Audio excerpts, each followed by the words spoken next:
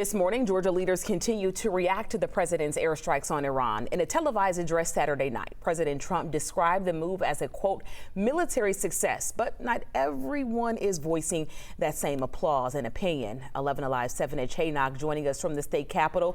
Seth, Georgia Governor Brian Kemp commenting on the news. So what did our governor have to say about these airstrikes?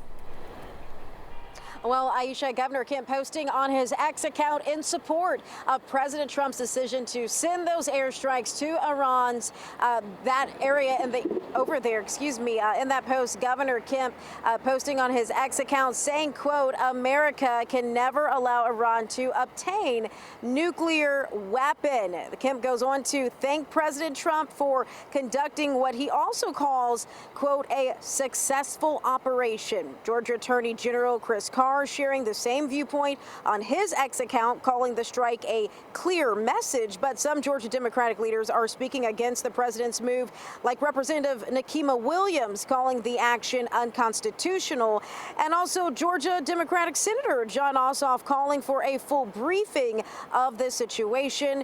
We also heard from the state's insurance commissioner and a political science expert at Emory. Iran, as a country who foments terrorism around the world, who has got plenty of blood on their hands, and finally they've been held accountable. What is really interesting is to look to see some members of the MAGA wing of the Republican Party come out and say that intervention was not what they support. And still ahead this morning, we're going to hear from more local lawmakers here in Georgia, including Representative Marjorie Taylor Greene, who commonly backs President Trump in all of his decisions, but this time seems to not be on the same page as the president. More on that in the next half hour. Live from State Capitol, I'm Stephanie Chaynock, 11 Alive News.